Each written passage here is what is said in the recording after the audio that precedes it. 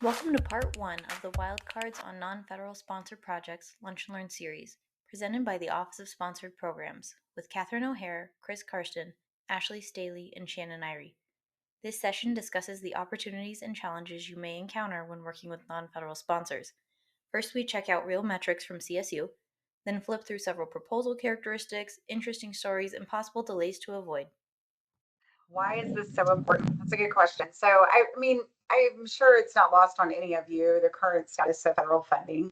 So, the need to diversify what our funding sources are has increased, I think, significantly in the last 6 months. Relying solely on federal funding can be risky, right? Just the budget fluctuations, these political shifts that we're seeing, and then agency priorities, right? We're seeing that there is definitely a change in agency priorities. That's what our terminations have come in for, is that it's not in line with the current agency's priorities. So really important to help, us in diversifying those funding sources. These non-federal funders often support applied, translational, or pilot research that may not align with traditionally funded through federal resources. So this really allows our faculty to pursue those innovative ideas, respond to emerging societal needs, and also generate some of the preliminary data that they need in order to apply for some of those larger federal funded grants. These non-federal sponsors also help just in building strategic relationships with the industry and the community. It can lead to student internships, workforce development, and other collaborative research that directly benefits local and regional communities. So really, tunes into a lot of CSU's mission. Many non-federal sponsors also focus on specific missions and societal issues that align with us. Education, health equity, sustainability, social justice, things that really align with CSU's missions. These non-federal sources frequently support capacity building initiatives, education and outreach programs. So it's really important for us to be looking at not just federal funding to CSU to support these grants. We've got to really diversify in that. So that's summary why we should really be looking for these non-federal funding sources as well. So what are some of these non-federal sponsors? Who are we talking about here? Well, y'all mentioned a lot of it in the previous slide when we were annotating, which I think those are still on. Feel free to give me a thumbs down if y'all just need me to move on from something. But we're definitely looking at, foundations, and there are certainly challenges there, but they also provide a lot of opportunity to us. Industry, of course, is another primary non-federal sponsor. And we also have state and some other nonprofit that aren't necessarily foundation. I'm probably missing, let me look at my notes. Did I miss something on this slide? You think foreign? Foreign entities as well. So I don't know if we want to go back to the previous slide. Are there certain non-federal sponsors that you all kind of think about most? You can list it in the chat or come online and talk about the ones that you see often. Yeah, I mostly saw the foundation associations. And I think at our campus it is obvious. We have a lot of state of Colorado here on campus. And we heard from Mick Boger that we got a lot of foundation. Yeah. Of Simon's Foundation. Yeah. We do see that one a lot. Is it Lauren? Yeah, I was about to say, is that Lauren saying something about that? Yeah. Yeah, when you are typing it, your little face goes on it for a second, then you're anonymous. But yeah. Make it more anonymous. Okay, so industry, state of Colorado, foundations. Yeah, the heart in foreign entities. Is that really non-federal? Yeah. It is a non-federal. It is. We have more non-federal. To like the state of Arkansas, Yeah. Nebraska. Yes, other states, and they have their own. I mean, it's hard enough to work with the state of Colorado, and we are associated. I mean, obviously, because we're all part of the state of Colorado, but then to also then work with another state. And you might as well just be working with an industry partner or something like that, because it's so different. Yeah, we might not even be able to. Right. We had a state of California once that we could not because of some term conditions, because it was early. I'm moving forward, Ashley. So this just shows a snapshot of sort of what we looked at like in FY24. So, yes, obviously a lot of our proposals are going to federal sponsors, and that's also where a lot of the large dollar funding can really come from. But you'll see here that we do have about 14% that is proposed that was to non-federal. And on the next slide, it'll show us how we compared in our awards. So some places switch spots here and how much we, how much we propose versus how much we are rewarded. Industry bumped below other government. I think nonprofit and higher ed also switched places. But we have 23% of our funded activity in FY24 that comes from non-federal sources. So obviously there's,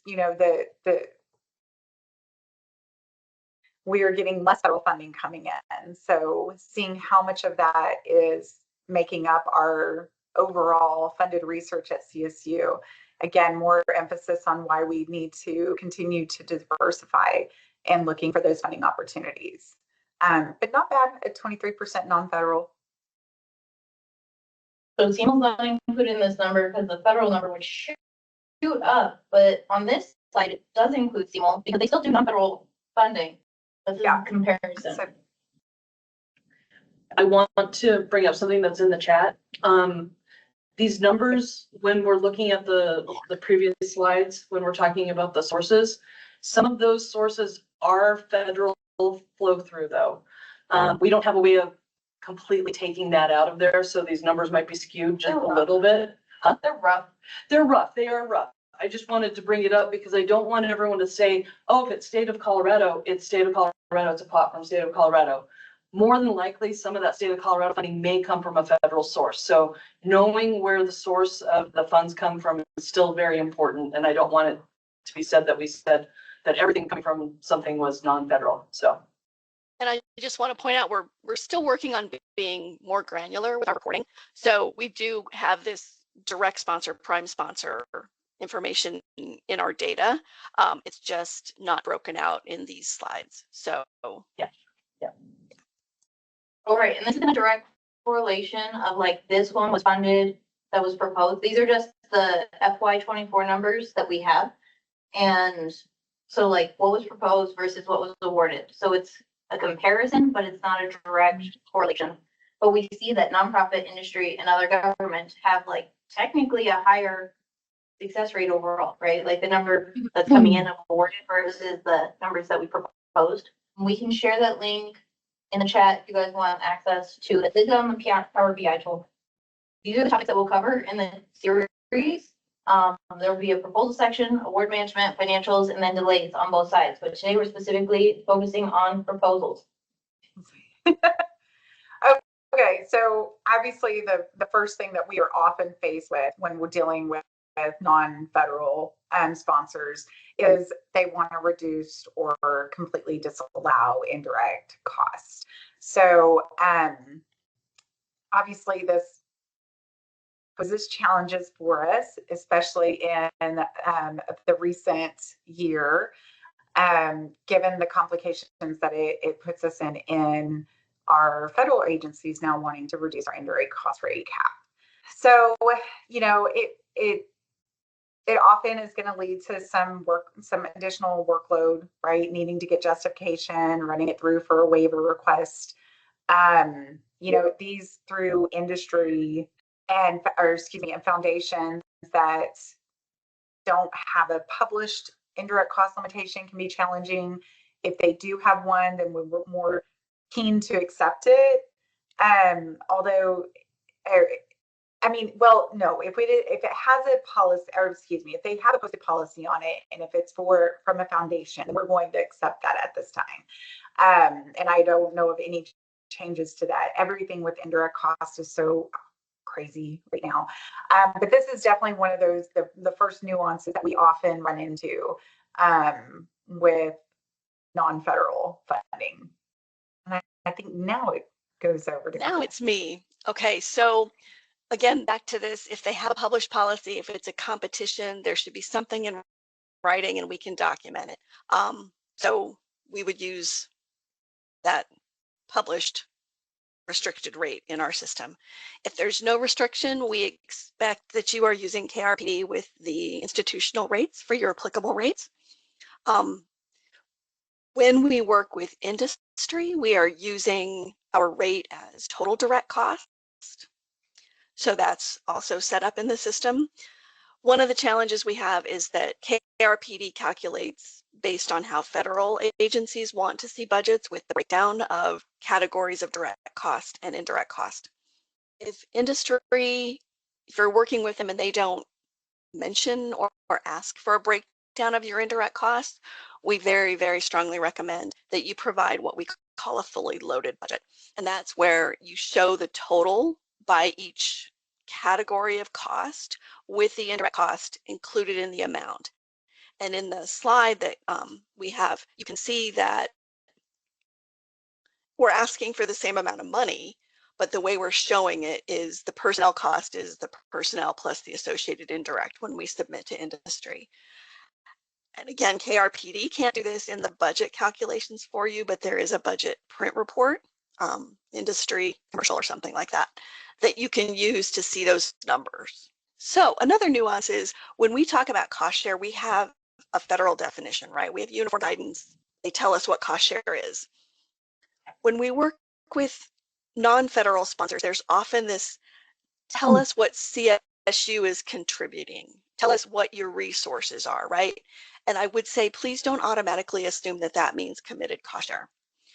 So understanding the nuance of the guidance that you're looking at for non-federal entities and working with even foundation relations. If it's a foundation, they can help parse the language that you're seeing.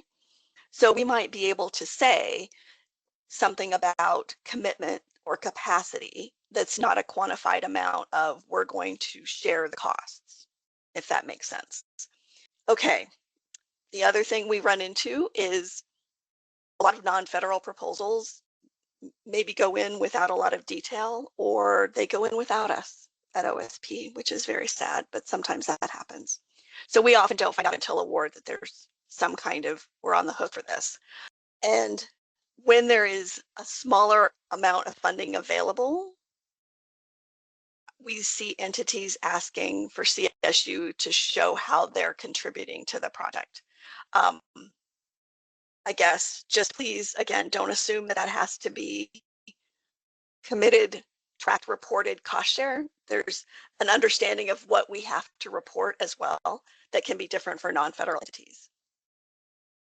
So we do have an institutional commitment form, which is our proposal cost share form. So if you can do that at the proposal stage, if you do see some kind of requirement for quantification, and you can get sign-offs on that, we have a place to start from when we get an award. We also do then have the cost share account request if we need to set up dedicated companion cost share accounts. So I guess one specific example that I've worked with is Colorado Health Foundation has a budget like spreadsheet.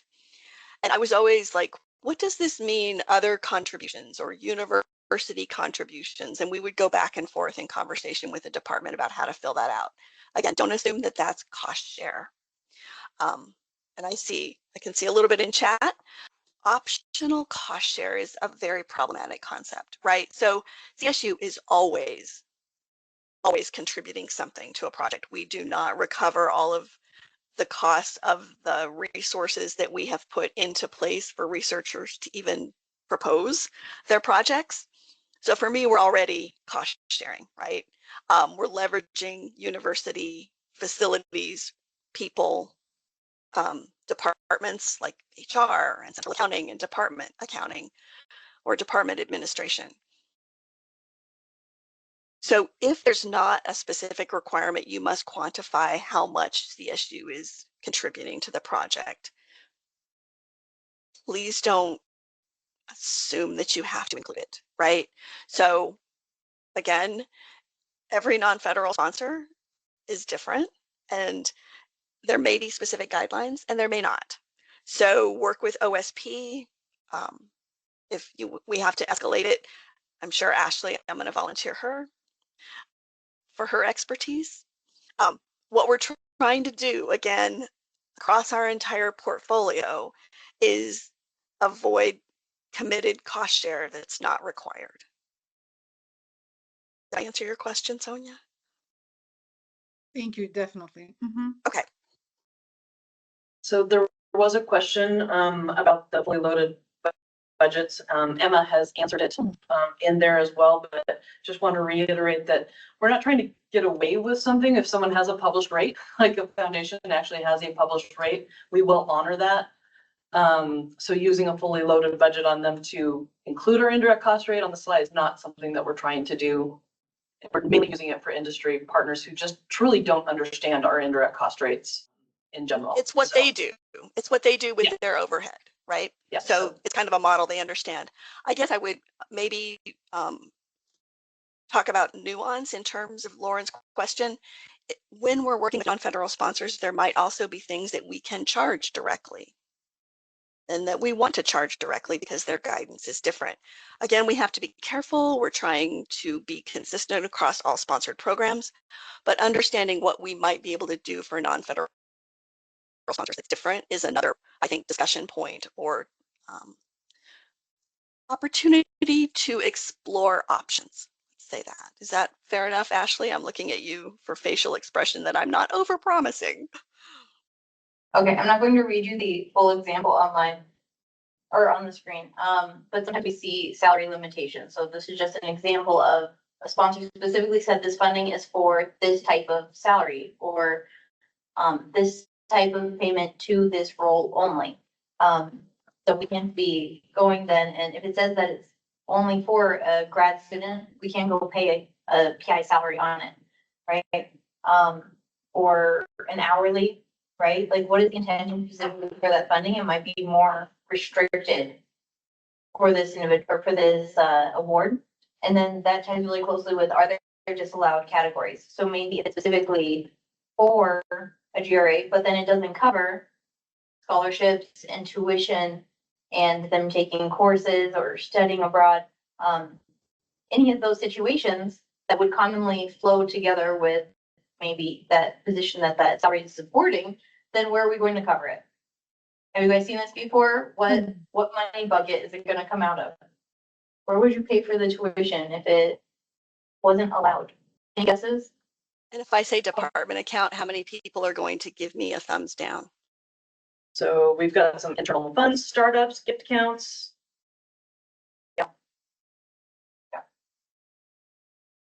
So we'd have to cover it somewhere. So it's not cost share, but it kind of feels like it. Yeah. Sorry, have we ever seen the case where we have a grad student, they're working on 2 projects? And I think I've seen this in the past, but I'm trying to recall if this is the case, where they have 2 projects. One does not allow the tuition, the other one does. And I know tuition and salary are supposed to follow each other in the same proportion. They are. You cannot put the full tuition on the other project. Okay, Because just wanted to that's bring not that the up. benefit to the other project, right? Like, Right. again, these are discrete pots of money still. Yeah.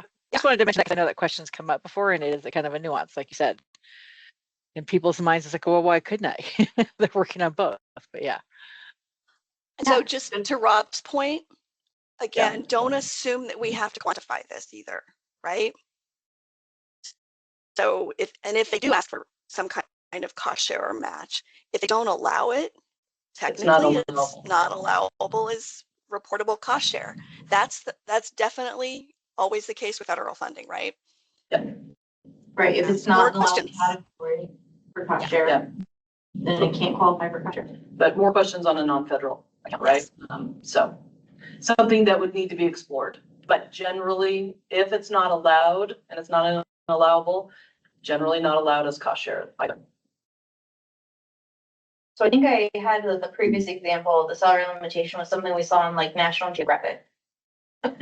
Anyway, that's an example of the sponsors that you might see. New sponsors. So if we are going out there, Chris, and finding money wherever we can, and we find a new sponsor that is ready to support our university, what do we do? I will just remind everybody that you can actually start a KRPD record with a 60 code for a sponsor not found, and then you can submit. We'll get it. I will just say, when Andy's out of the office, it takes a little longer. Just gonna put that out there. And when Chris says 60, she's not saying 60, she's saying 00000. That's, I just wanted to clarify that because when you first said it, I'm Thank like, you. Sorry, 6 so you're good. 6 zeros. Yeah. Yeah. That's the Yeah. placeholder code to let you start a record. So what we're looking for in a new sponsor request is we have to be able to verify like what this entity even is. And I will tell you, most of our struggles come with smaller startup businesses. They might not have a website. They might not have any kind of documentation. We might not know who to contact, right? So the more information that you can give us in the new sponsor request, and there are required fields to submit this request, the better we can do our part of trying to verify and setting up the sponsor. I will say other challenges, search our sponsor database first. There's a link from MyRAM if you use that. I can get that later and provide it in chat where you can find out if we've already got that in the database. It might just not be a name that shows up right away when you're doing type ahead. We've also had entities change their names over time. That's also fun. So we might update a sponsor record instead of creating a new one. And yes, thank you, Tracy, less is more. Part of the name is better than trying to type an exact name. So after we get them set up as a sponsor in the system, then there's the conversation that has to happen about the guidelines. And this is where the more information you can find up front and put in the KRPD record, if there's actually a set of guidelines or a URL where we can get more information, looking for things like indirect cost rate, their policies and procedures. Have they even ever worked with higher ed before? A lot of entities are not set up to work with the kind of model we have where there's an OSP administrator, there's a department administrator, there's a PI. They might just say, we just want to work with the PI, and then we have no visibility into what's being submitted or even discussed. So there needs to be more internal communication in a lot of these non-federal proposal situations. Okay, so there's no official funding opportunity announcement. This is fun. We've received emails that are like, hey, this entity wants to work with us, and I don't even know where to start. And I'm looking at the notes, Kat. I'm like, what did I mean by that? Yeah, do we send them an email? Is there a sponsor system somewhere that we know about? Who said this is my Tracy. Yeah, maybe they just heard about it at a conference. Yeah. Hey, I had a conversation with, they told me to send them a proposal. It's like, that's great. We really want to help you do that, but there's stuff we got to know. So it may be extra communication, extra requirements, extra time. We cannot be doing this the day before something needs to be submitted. That's where we end up in trouble sometimes. So don't do that. If you can avoid it, please. Well, and sometimes stuff is all over the place. So sometimes it's in an email. Sometimes they might have a paper that's like, oh yeah, this is a solicitation that we have that we want you to look at. And then they have information on their website as well. So if it's someone you don't know, I always suggest going and looking at their website, because a lot of times there's really good information on that website, hidden information about if there's funding opportunities that they have. I would also say to be careful with this, because sometimes it's, hey, we had this opportunity last year. Don't assume it's going to be the same opportunity this year. Yep. So, yeah. That was all of the cards that we had in proposal related. Did you guys think of any more? We talked a little bit about the gift one. And we're gonna talk about foundation relations in the post-award section more too. Private foundations sit directly with our directors. What do you? And that's so Evelyn, this is a problematic situation. Yes, this is leveraging personal relationships, right? So I would say you need to be having conversations with your OSP team, Evelyn, if I'm understanding what you're asking correctly. Yeah, a lot of our, I mean, almost all of our funding comes entirely from conversations that my leadership team has with, private foundations, and we just get told, hey, we're going to give you this award. So are there red flags I should be aware of before talking with OSP, or like, So it's just, yeah, it's how they fund us. you're operating in this significantly gray area, right? So foundation relations might already be having conversation with these entities, right? Based on CSU relationships. And we've run into trouble before with this. We don't have it in our system anymore, but we used to have this managed sponsor concept where there were sponsors that didn't want to work in the standard process with OSP, but they really were offering sponsored funding, right? It was restricted. So get foundation relations involved if there's a potential that those conversations have impact on that entity working with CSU as a whole, and work with your sponsored programs team to figure out if we are submitting a formal proposal, if there's some expectation of just they're writing a check, but there's strings attached, right? So lots more conversations and communication, I would say, for those situations, Evelyn. You've also said don't just send a budget, right? Like if they email asking the PI to just send over some rough numbers. Because PI rough numbers, like 95% never include indirect costs, right? Okay. Or the fringe is outdated. And kind of tagging on to your question, Evelyn, I kind of made a note in the chat earlier, because I've seen this within our colleges. We'll have PIs reach out to our development folks, or foundations will reach out to them. It's like, oh, we think this is going to be a gift. It's going to be a gift. Gets all the way down the line. Come to find out, no, there's deliverables, so it's not a gift. And so to try and help with that, I've reached out to our development folks, tried to develop relationships with them and ask them to keep us in the loop when they have these unusual things, so that we can kind of have some eyes on it early in case we see any issues, like the indirect costs is a major one, because then we have to do waivers and all of that kind of stuff that gets to be problematic. So again, communication and trying to get those relationships with folks that might be involved in that conversation so they can loop you in earlier. That's about the only suggestion I would offer to add to that. And I would say Evelyn's kind of in a tough spot because it's Energy Institute, so it's not associated with the college. So there's not this college development layer either, but you could definitely have conversations with OSP and foundation relations. So all of these different, nuances at the proposal stage all have a real impact on workload management, right? The grant proposal stage is already a real pressure point. It's often we have tight deadlines, or it turns into a tight deadline for our department research administrators and then up to OSP. You may not have all the information that you need, like we talked about, especially when there's not a solicitation. It all just really introduces some more complexity and administrative burden when we're often not being even reimbursed for that fully or partially. So the thing that I would say all of these really have in common with one another is that they slow the process down, right? They demand sort of this cross-functional communication and just a lot more administrative steps, right? So you need more time to process the proposal.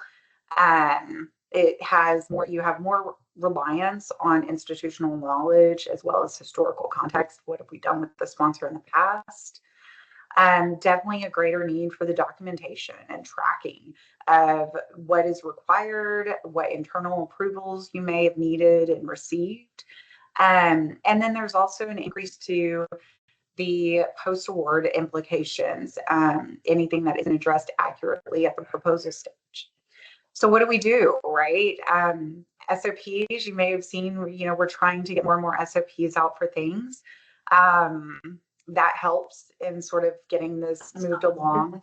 Training and guidance, what we're doing here today, Kat and Shannon do often, and just also reaching out to faculty, even and maybe not a formal training, right, but very informal training, and talking with our faculty about how we need to approach working with non-federal sponsors.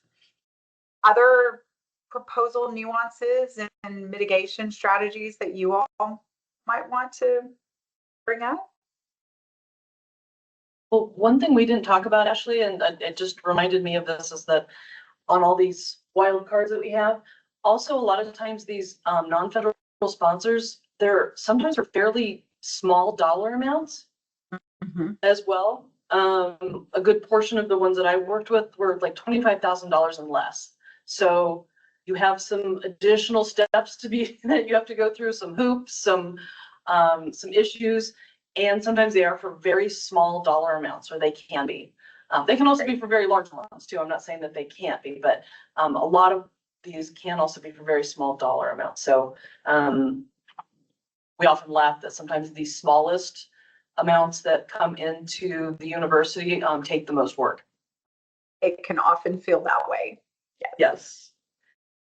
So then let's talk we talked a little bit about delays, but we're going to give you some of the top ones that come to our mind. You can drop them around in the chat.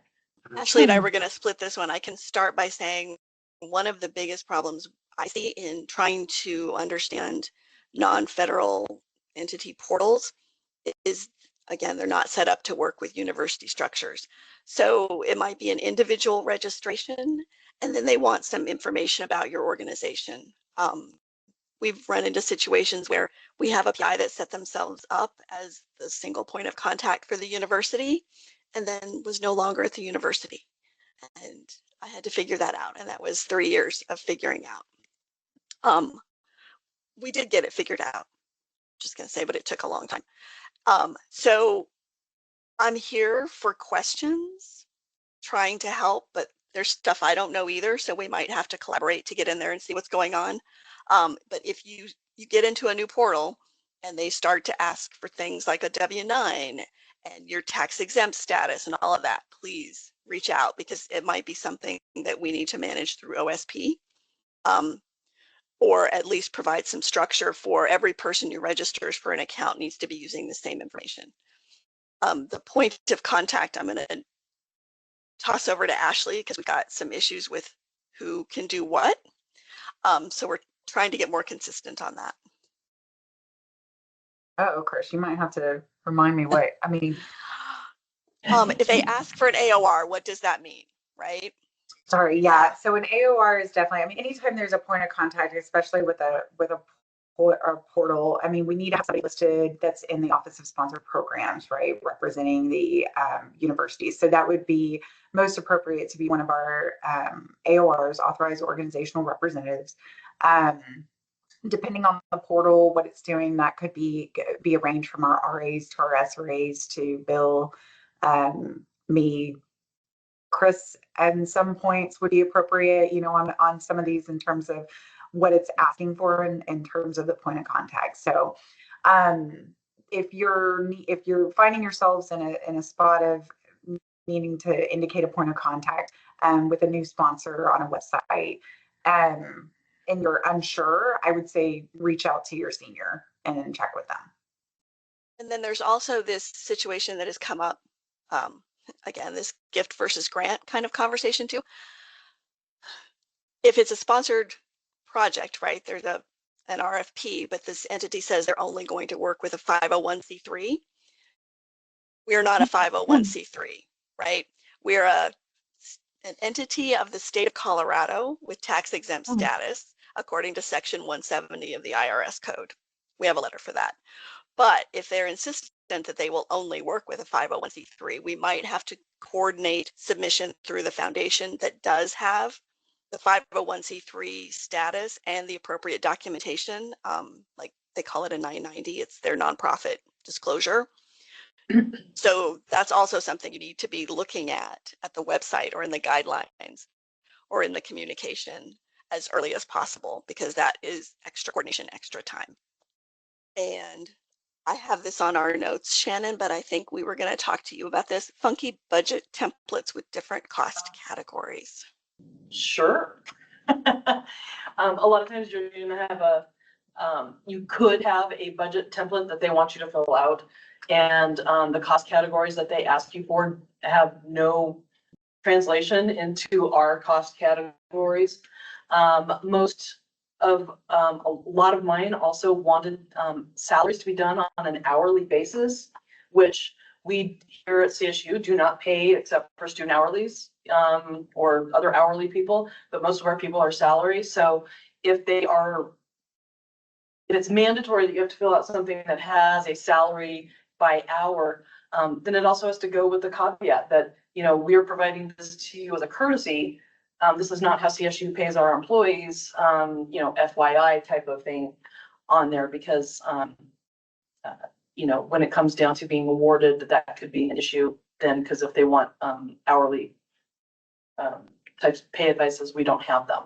So anyways, those templates can be really burdensome and they can be really hard to fill out. So you need to give yourself extra time in order to fill out any sort of templates that they send out. They might also have templates for your statement of work. They might have a template for the abstract. They might have a template for other resources, etc. Those kind of things, even like possibly bio sketches, etc.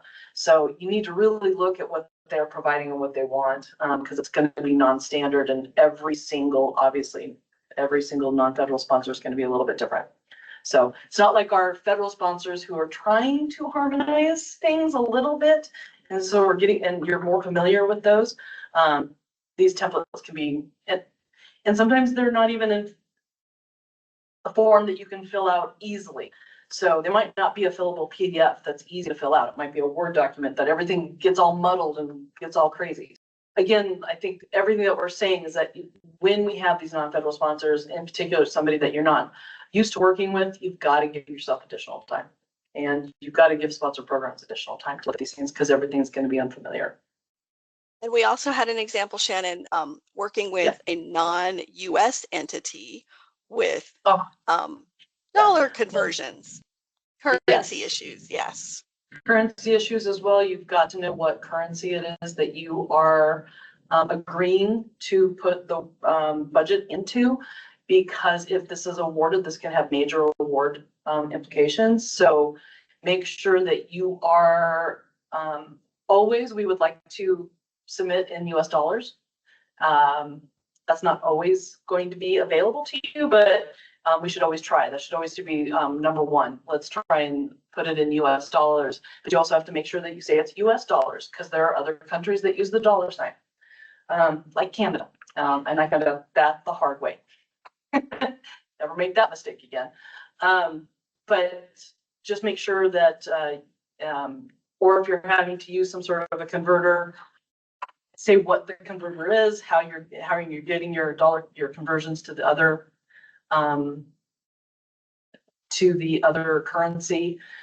But also in the same thing is that they may send you information in another language. So trying to figure out what it is that they want. Having translation services, etc., might be needed. Sorry, frantically typing in the chat about the dollar thing, because Canada, Australia, there's a couple of other countries I don't know right off the bat, but yes, never assume. And also, again, working with PIs who might be submitting things without us. If they decide to submit to a European entity, we might not be able to ever get it in US dollars. So there's this, the conversion factor, and there's fees for that. So you have to build all this into your awareness of the budget when you're building that. Wiring fees, etc. A lot of times these are wired to us. So there's always going to be some sort of a wire fee, etc. And if you're only dealing with $5,000, it sounds like, $15 wire fee, what do we care? But after a while we do, because it does add up. One thought with documentation is not all of the internal approval documentation that we do, like IDC waivers or cost share addendums, they have different timelines, and some of them are needed at proposal and some are needed by award. But if you don't do it at proposal stage and then it comes to the award stage, and isn't there or isn't complete, then it'll cause a delay. Or what happens if it is rejected, right? Like what if the IDC waiver isn't approved? So we talked about the directory. If you don't know who your OSP team is to help you, but something we talked about at RAM Symposium too is reach out to your equal parts on campus, like other units, and say like, oh, you may have had Simon's Foundation before. What was that experience like? Or what do I do with this? What was it? Win Feline Foundation? I've never seen that before. So maybe I go to Tracy. So use your network, use the Random Around listserv. Industry and Foundation Relations is a great resource. We'll email that video, but Chris also put it in the chat for RAM Symposium. If you're not registered for RAM Around, that's on our website. And then RAO, they have the pivot tool that they're using now. We moved away from Info at Spin, and now they're using Pivot. So there's some video resources out there that you can share with your department on how to use that tool, how to get signed up for it. It's for non-federal and federal funding. There's tons and tons of access access to different funding opportunities in there. Next time, so I said August 12th, we'll be doing the more award side, like when the award actually comes in and we have to start negotiation and acceptance. We have to manage it through the life cycle, look at the weird financial bits of it. So that's what we're going to be doing. And Michael Lang will be joining us on that one of our senior research administrators. Thanks for watching. If you'd like to continue on to part 2 of the Wildcard Lunch and Learn series, just click here. Or we have other resources on our YouTube channel.